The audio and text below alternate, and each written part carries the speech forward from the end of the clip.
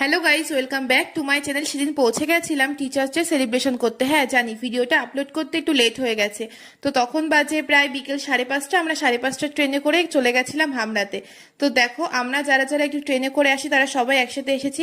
এখানে একজন happy teachers day বোর্ডে লিখতে গিয়ে এতবার ভুল করছে, কখনো স্পেলিং মিস্টেক, কখনো অন্যান্য। দেখো, হাসাহাসি তো হয়েই চলেছে। আর ওকে লিখতে দেবে কে?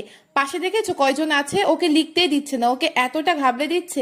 তো সবাই এখানে শুরু করে দিয়েছি ডেকোরেশনের কাজ। আর একজন তো পুরো ফুল মালা সুচ নিয়ে বসে পড়েছে ডেকোরেশনের জন্য। একজন গোছাচ্ছে, 10জন এলোমেলো করছে। আর বেলুন কম করে হলেও 20 থেকে 25টা তো ফেটেই গেছে। আর বারবার বলছে যে এক একটা বেলুনের দাম কিন্তু 1.5 টাকা। তো যাই হোক, তারপরে দেখো আমি লেখা শুরু করলাম। অতটা ভালো লেখা হয়নি, তবু কোনো মতে চালিয়ে দেওয়া যায়। তো ডেকোরেশনের কাজ শুরু।